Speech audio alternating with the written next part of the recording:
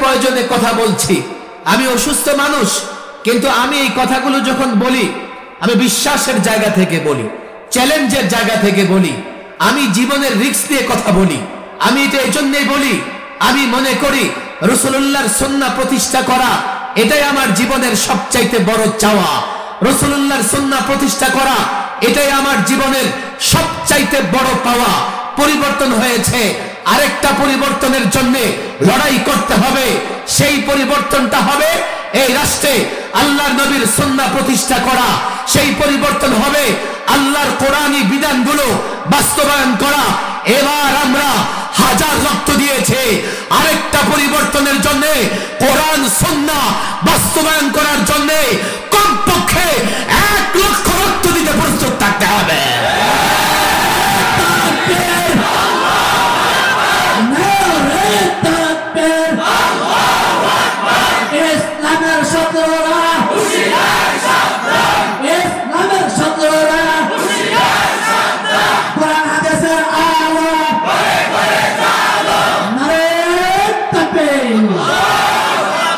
অনেক তারা কি উন্নতি লাভ করতে পারে, তবে আল্লাহর কাছে এটা চাই যে আল্লাহ সুস্থতার নিয়ামত দ্বারা অসুস্থতার নিয়ামতকে পরিবর্তন করে দেয়। তো মূলত দোয়া করব, আবার এখান থেকে হোমনা গিয়েও একটু দোয়াতে শরীক হয়ে ঢাকা যাব, এটাই উদ্দেশ্য ছিল। কিন্তু আপনাদের এখানে আসতে একটু ফেরি পড়ে, এই যে কি বিষ্ণন্দী ফেরি, যার কপাল ভালো ফেরি যদি পেয়ে যায় আধা ঘন্টা, আর ফেরি যদি এপারে থাকে বা রওনা হয়ে এপারে আসে আবার ওপারে যায় আবার আসে, মিলিয়ে 1.5 ঘন্টা। আল্লাহ তাবারক ওয়া তাআলার শেষ পর্যন্ত আল্লাহ তাবারক ওয়া তাআলার বড় দয়া করুণা যে আপনাদের সামনে এসে উপস্থিত হতে পেরেছি। প্রত্যেক মানুষের তার নিজ অঞ্চলের প্রতি টান থাকে, যদিও বাঞ্ছারামপুর এটা বিবারিয়া জেলা, কিন্তু বাঞ্ছারামপুরের লোকেরা সব সময় চলাচল করে হোমনার সঙ্গে, কথা ঠিক না বেঠিক? যদি আপনারা মনে করেন যে না আমরা হোমনার না, আমরা বিবারিয়ার, তো তাতেও সমস্যা নাই, আপনারা আমার শ্বশুর বাড়ির লোকজন। আর যদি মনে করেন চলাচল হোমনার সঙ্গে, তো আপনার আবার নিজের বাড়ির লোকজন, কথা ঠিক না বেঠিক? সাক্ষাৎ হবে, কথাও হবে ইনশাআল্লাহ। আমি শুধু দোয়া চাই। ফারুকী সাহেব মনে চলে গেছে, ফারুকী সাহেবের তো 3-4 ঘন্টা সময় দেওয়া দরকার ছিল, আমার পরে 1.5-2 ঘন্টাওয়ালা কি কেউ নাই? প্রোগ্রাম শেষ তো, তাহলে বসে পড়ে আমি দোয়া করে দিব, লম্বা কথা বলবো না, লম্বা কথা বলার মতো এনার্জিও নাই। একটা পরিবর্তন হয়েছে দেশে, আলহামদুলিল্লাহ বলব। সেই 8 থেকে শুরু করে 24 পর্যন্ত প্রায় 16টা বৎসর সবচাইতে কষ্ট স্বীকার করেছে উলামায়ে কেরাম। আমি তো 3 বার মেহমান খানায়, 11তে আল্লামা মুফতি আমিন রহিমাহুল্লাহ আমাদেরকে বন্দি করে হুজুরকে গৃহবন্দী করে ফেলল। হেফাজতের আন্দোলন হলো 13-14তে মেহমান খানায়। এবার মোদি বিরোধী আন্দোলনে সবার আগে আমারে 21, 22, 23-এর একটা বড় অংশ মেহমানখানা। মেহমানখানা থেকে বের হওয়ার পরেও নিজেকে মুক্ত মনে হতো না, মনে হতো খোলা আকাশের নিচেও আমি বন্দী। পরিবর্তন হয়েছে, এটা হওয়ার ছিল। কারো পছন্দ হোক আর না হোক, জুলুমের সঙ্গে রাজত্ব টিকতে পারে না।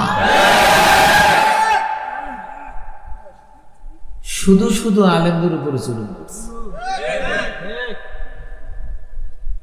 আমরা মূর্তির বিরুদ্ধে বলছি, এটা আমাদের অপরাধ? মোদি গুজরাটের কসাই এইভাবে মুসলমানদের উপর জুলুম করছে ভারতে, আমরা মোদি সরকারের বিরুদ্ধে বলছি, এটা আমাদের অপরাধ? পয়লা বৈশাখ আসলেই নানা রকমের কুসংস্কার হয়, হয় কি হয় না? কুসংস্কারের বিরুদ্ধে বলা আমাদের অপরাধ? আমরা রাসূলুল্লাহর সুন্নাহ বাস্তবায়ন করতে চাই, এটা আমাদের অপরাধ? আমরা কোরআনের বিধিবিধান বাস্তবায়ন করতে চাই, এটা আমাদের অপরাধ? আরে তোমরা যদি মুসলমান হয়ে থাকো, এই কথাগুলো বলার কারণে আমাদেরকে পুরস্কৃত না করে জেলে বন্দি করেছে। আর কি হয়েছে? লোকেরা ফ্রিজ থেকে বড় বড় মাছ বের করে কাঁধে করে নিয়ে যাইতেছে, খাওয়ার সুযোগ হয় নাই। আল্লাহ জানে তোমাদের কপালে কতদিনে কত কি আছে। পরিবর্তন হওয়ার দরকার ছিল, পরিবর্তন হয়েছে, এখন দেশ পুনর্গঠন হবে। তবে পরিবর্তনের চাইতেও পুনর্গঠন কঠিন। একটা ঘর ভেঙে ফেলা, এই ভাঙা ঘরটাকে আবার মেরামত করা, ভেঙে ফেলার চাইতে মেরামত করা সহজ না কঠিন? এখন এই দেশটাকে মেরামত করতে হবে কিভাবে? দেশে সামাজিক শান্তি তৈরি হয়, সমাজে ঘরে ঘরে শান্তি তৈরি হয়, শান্তি প্রতিষ্ঠা হয়, চেষ্টা করার দরকার আছে না নাই? সমাজে শান্তি প্রতিষ্ঠা করা লাগবে। 2, অর্থনৈতিক বাজারে যে মন্দা অস্থিরতা, এটা দূর করা লাগবে, যাতে প্রত্যেকটা যুবক অনায়াসে চাকরি পায় এবং চাকরির টাকা পয়সা দিয়ে সংসার লালন পালন করতে পারে। কথা ঠিক না বেঠিক? বাজারে গেলে যাতে লোকেরা সহজে বাজার করে, মনোমতো বাজার করে বাড়ি ফিরতে পারে, পকেটে যা টাকা আছে কিছু টাকা বাঁচেও। এই জন্যে অর্থনৈতিক মন্দা অস্থিরতা দূর করে সুষম অর্থনীতি, সাম্যের অর্থনীতি প্রতিষ্ঠা করা লাগবে। কথা ঠিক না বেঠিক? কোর্ট কাছারিতে ন্যায় বিচার নাই, ন্যায় বিচার দরকার আছে না নাই? অনেক কথা, লম্বা কথা বলবার মতো শক্তি আমার নাই। যদি ইনসাফপূর্ণ বিচার ব্যবস্থা প্রতিষ্ঠা হয়, যদি সুষম অর্থ ব্যবস্থা প্রতিষ্ঠা হয়, সামাজিক শান্তি দূর হয়, তখন এই দেশটাকে পুনর্গঠন করা গেছে বা দেশটাকে মেরামত করা হয়েছে বলে আমরা বিশ্বাস করব। কথা ঠিক না বেটি? পরিবর্তনের পরেও যদি দুর্নীতি হয়, চুরি হয়, সামাজিক অস্থিরতা থাকে, অর্থনৈতিক অস্থিরতা থাকে, কোর্টে আদালতে গেলে ন্যায় বিচার না পাই, তাহলে পরিবর্তন তো হয়েছে, পুনর্গঠন হয় নাই। আর এই পরিবর্তনের পরে সঠিকভাবে পুনর্গঠন না হলে দেশে শান্তি প্রতিষ্ঠা হবে না। কিন্তু এই পুনর্গঠন আপনারা করবেন কি করে? আপনাদের কষ্ট হচ্ছে নাকি? পরিবর্তন তো করে ফেলেছেন, পুনর্গঠন কি করে হবে? এই ফর্মুলা আমেরিকার কাছে আছে? আমেরিকাও তো নানান পরিবর্তন হয়, কিন্তু শান্তি প্রতিষ্ঠা হয় না। এখনো পৃথিবীতে সবচাইতে বেশি অপরাধ সংগঠিত হয় আমেরিকায়। মিনিটে মিনিটে ধর্ষণ, খুন, হত্যা, ডাকাতির ঘটনা ঘটে। মানুষের সামাজিক শান্তি নাই। মানুষ একটা সময়ে গিয়ে আর কষ্ট সহ্য করতে না পেরে আত্মহত্যার পথ বেছে নেয়। ইউরোপে নাই, শান্তি নাই। বাংলাদেশেও 52 বছরে অনেক পরিবর্তন হয়েছে, শান্তি আসে নাই। এক চোর গেছে তো আরেক চোরকে আমরা ক্ষমতায় বসতে দেখেছি। জনগণ রক্ত দিয়ে সংগ্রাম করে পরিবর্তন আনে, দেশ পুনর্গঠন হয় না, দেশে শান্তি প্রতিষ্ঠা হয় না। কেন জানেন? কেন? পরিবর্তনের পরে কেউ ছুটেছে আমেরিকার দিকে, পরিবর্তনের পরে কেউ ছুটেছে ইউরোপের দিকে, পরিবর্তনের পরে কেউ ছুটেছে ভারতের দিকে। ভারতে শান্তি নাই, ভারতের কাছে শান্তির ফর্মুলা নাই। ইউরোপের কাছে শান্তি নাই, তাদের কাছে শান্তির ফর্মুলা নাই। আমেরিকার কাছে শান্তির ফর্মুলা নাই, শান্তির ফর্মুলা আছে মদিনাওয়ালা মুহাম্মদ রাসূলুল্লাহ সাল্লাল্লাহু আলাইহি ওয়াসাল্লামের কাছে। আমি তো গোটা দুনিয়াকে চ্যালেঞ্জ করে বলি, এ যুবক তোমাদের বলে যাই, কান খুলে শোনো। তুমিও চাও তোমার পরিবারে শান্তি প্রতিষ্ঠা হোক, তুমিও চাও তোমার সমাজে শান্তি প্রতিষ্ঠা হোক, তুমিও চাও তোমার রাষ্ট্রে দুর্নীতি বন্ধ হোক, চুরি বন্ধ হোক, ডাকাতি বন্ধ হোক, তুমিও চাও এই রাষ্ট্র স্বনির্ভর হোক, তুমিও চাও এই রাষ্ট্রে যেন তুমি মর্যাদাপূর্ণ অবস্থানে থাকতে পারো। কি করে পারবে? কি করে পারবে? তুমি তো ফর্মুলা তোমার কাছে নাই, এবং যেখানে আছে সেখানে যেতেও রাজি না। বলবে আপনি বললেই হলো, আপনি মদিনাওয়ালা দিয়ে কি করবেন, মুহাম্মদ আরবি দিয়ে কি করবেন, রাসূলুল্লাহর সুন্নাহ দিয়ে কি করবেন? আমি তো বলি তোমরা আমেরিকা দিয়ে কি করবে, তোমরা ইউরোপ দিয়ে কি করবে, রাশিয়া দিয়ে কি করবে? আমাকে বলো, আমাকে বলো, আমাকে প্রমাণ দেখাও। আমেরিকা কতদিন ধরে বিশ্বে মোড়লগিরি করতেছে, বিশ্বে রাজত্ব করতেছে, ইউরোপ কতদিন রাজত্ব করতেছে, ভারত কতদিন রাজত্ব করতেছে, চায়না কতদিন রাজত্ব করতেছে, রাশিয়া সোভিয়েত ইউনিয়ন কতদিন রাজত্ব করতে পেরেছে? ইসলাম দিয়ে, রাসূলুল্লাহর সুন্নাহ দিয়ে মুসলমানরা কমপক্ষে 1000 বছর গোটা দুনিয়া রাজত্ব করেছে। আমার কথা বিশ্বাস করবার দরকার নাই। তোমার পকেটে মিস্টার অ্যান্ড্রয়েড আছে, সেখানে গিয়ে মিস্টার গুগলকে জিজ্ঞেস করো, মিস্টার গুগল আমাকে মুসলমানদের ইতিহাস শোনাও। মিস্টার গুগল তোমাকে বলবে মুসলমানদের ইতিহাস, রাজত্ব, মুসলমানদের সোনালী দিনের ইতিহাস শুনতে চাও? মিস্টার গুগল বলবে এই মুসলিম যুবকরা, এই মুসলমানরা ইউরোপ, স্পেন কমপক্ষে 782 বৎসর, 782 বৎসর স্পেন ইউরোপ শাসন করেছে মুসলমানেরা। ভারতে পত্তলিকদের ভেগচিতে তোমরা ভয় পাও, মনে করো পত্তলিকরা তোমাদের ধ্বংস করে ফেলবে। আরে আজকে বাংলাদেশে 16 কোটি মুসলমান, 20 কোটি পাকিস্তানে, ভারতেও আছে কমপক্ষে 30 কোটি। যেদিন গোটা ভারতে 10 ভাগ মুসলমান নাই, সেদিনও এই ভারত শুধুমাত্র মোগলরা 400 বছর শাসন করেছে। ইতিহাস কি জানো? পরিবর্তন হয়েছে, দেশ পুনর্গঠন করার দরকার। কলেজ ইউনিভার্সিটির ছেলেরা বলবে হুজুর আমরা পুনর্গঠন করব, করো, আমার কোনো আপত্তি নাই, কিন্তু আমাকে বলো ফর্মুলা কি আছে, তুমি কোন ফর্মুলা দিয়ে দেশকে পুনর্গঠন করবা? আমি বলি ফর্মুলা আমার কাছ থেকে নাও, রাসূলুল্লাহ সাল্লাল্লাহু আলাইহি সাল্লামের আদর্শ গ্রহণ করো, গোটা দুনিয়াকে চ্যালেঞ্জ করে দেই। আফগানিস্তান স্বাধীন হয়েছে মাত্র কয়েকদিন, এখন দেখো তাদের অর্থনীতি এতটা চাঙ্গা, অনেক ইউরোপীয় দেশকে তারা পেছনে ফেলে দিয়েছে।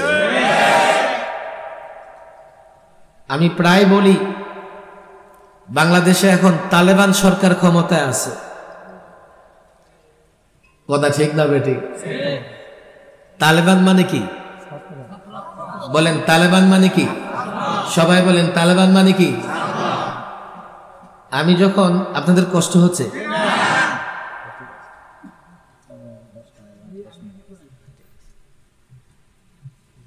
আফগানিস্তানে যখন তালেবানরা ক্ষমতায় এসছে, আমি তালেবান সরকারের পক্ষে কথা বলার কারণে আরো সপ্তাহখানেক রিমান্ডে বেশি থাকতে হয়েছে।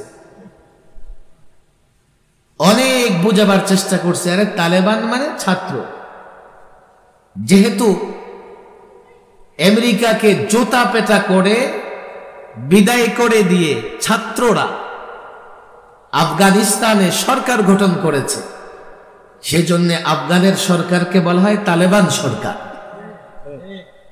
বাংলাদেশে বিগত ফেসিবাদকে বিদায় করে দিয়ে এখন একটা সরকার গঠন করেছে ছাত্ররা, কথা ঠিক না বেঠিক?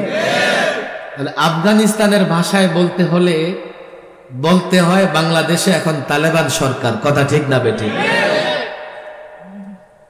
ছাত্ররা তোমরা পরিবর্তন করেছো, তোমরা 90 স্বৈরাচার বিরোধী আন্দোলনে তখনও তোমরা দেশে একটা পরিবর্তন এনেছো, বারবার তোমরা রক্ত দিয়ে। এবার প্রায় 1000 ছাত্র, কওমি মাদ্রাসারও প্রায় 73 জন ছাত্র রক্ত দিয়ে একটা পরিবর্তন এনেছে। আমরা শুধু পরিবর্তন আনবো, আর কিছুদিন পর পর দেখবো আবার পরিবর্তনের প্রয়োজন হবে। আমরা এবারের পরিবর্তনের পরে দেশকে এমন করে পুনর্গঠন করতে চাই যাতে আর পরিবর্তনের প্রয়োজন না হয়। আর সেই ফর্মুলা রাসূলুল্লাহর সুন্নাহ আদর্শের মধ্যে আছে না নাই? আমি সকলকে বলবো বানসারামপুরে যারা মনে করেন রসুলকে মোহাব্বত করেন, তো আমাদের কাজ হচ্ছে রাসূলুল্লাহর আদর্শ রাষ্ট্রে বাস্তবায়ন করা। করব তো ইনশাআল্লাহ। অনেক তালেবান এখানে, মাদ্রাসার তালেবানও আছে, স্কুল কলেজের তালেবানও আছে। দেখো, একটা পরিবর্তন তো হয়েছে, আরেকটা পরিবর্তনের জন্য তোমরা আরেকটু চেষ্টা করো। এবারের পরিবর্তনের পরে আমরা এখন নানা বুদ্ধিজীবীকে দেখতেছি, এখন তার চিন্তা, তার বুদ্ধি সমাজে এবং রাষ্ট্রে বাস্তবায়ন করার চেষ্টা করতেছে। আমরা মনে করি তোমরা বুদ্ধিজীবী বটে, তবে তোমাদের বুদ্ধি দিয়ে বাংলাদেশ পুনর্গঠন করলে 2-4 দিন পরে আবারও এটাকে পরিবর্তন করা লাগবে। কথা ঠিক না বেঠিক? আমি আরেকটা সংগ্রামের আহ্বান জানাই, মাদ্রাসা কওমিয়ার ছাত্রদের বলি, স্কুল কলেজের ছাত্রদের বলি, কোনো বিরোধ নাই তোমাদের সঙ্গে। আমি যুবকদের বলি, কোনো দুশ্মনী নাই তোমাদের সঙ্গে। আল্লাহর কসম, আগেও কথা বলেছি, দ্বীনের প্রয়োজনে কথা বলেছি, ইসলামের প্রয়োজনে কথা বলেছি, এখনো ইসলামের প্রয়োজনে, দ্বীনের প্রয়োজনে কথা বলছি। আমি অসুস্থ মানুষ, কিন্তু আমি এই কথাগুলো যখন বলি, আমি বিশ্বাসের জায়গা থেকে বলি, চ্যালেঞ্জের জায়গা থেকে বলি, আমি জীবনের রিস্ক দিয়ে কথা বলি। আমি এটা এই জন্যই বলি, আমি মনে করি রাসূলুল্লাহর সুন্নাহ প্রতিষ্ঠা করা এটাই আমার জীবনের সবচাইতে বড় চাওয়া। রাসূলুল্লাহর সুন্নাহ প্রতিষ্ঠা করা এটাই আমার জীবনের সবচাইতে বড় পাওয়া। পরিবর্তন হয়েছে, আরেকটা পরিবর্তনের জন্য লড়াই করতে হবে। সেই পরিবর্তনটা হবে এই রাষ্ট্রে আল্লাহর নবীর সুন্নাহ প্রতিষ্ঠা করা। সেই পরিবর্তন হবে আল্লাহর কোরআনী বিধানগুলো বাস্তবায়ন করা। এবার আমরা হাজার রক্ত দিয়েছে, আরেকটা পরিবর্তনের জন্য, কোরআন সুন্নাহ বাস্তবায়ন করার জন্য কমপক্ষে 1 লক্ষ রক্ত দিতে প্রস্তুত থাকতে হবে।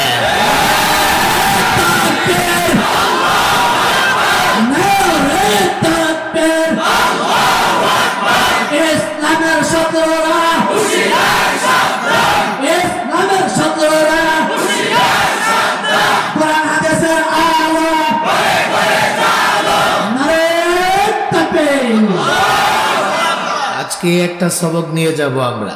পরিবর্তন হয়েছে, পুনর্গঠন করব রাসূলুল্লাহর সুন্নাহ দ্বারা। কথা ঠিক না বেঠিক? করব তো ইনশাআল্লাহ।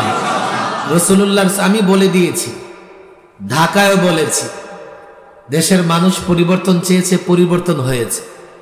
তোমরা তোমাদের অনুর্বর মস্তিষ্ক দিয়ে যদি পুনর্গঠন করতে চাও, পুনর্গঠন তো করতেই পারবে না, আবার মানুষ বাধ্য হবে আবার পরিবর্তন করতে। কথা ঠিক না বেঠিক? তোমরা যতটুকু পারো রাসূলুল্লাহর সুন্নাহ বাস্তবায়ন করো। আর আমি সকলকে এই অনুরোধ জানাবো আপনাদের কাছে, দেখেন, রাসূলুল্লাহর সুন্নাহ ছাড়া আমাদের মুক্তি আছে নাকি? আমাদের কোনো মুক্তির পথ আছে? রাসূলুল্লাহর মহব্বত ধারণ করব। আমি আপনাদের কাছে দোয়া চাই। আবার হয়তো কোনো সময় আসলে লম্বা কথা হবে। সকলে দুরূদ শরীফ পড়েন, দুরূদ শরীফ।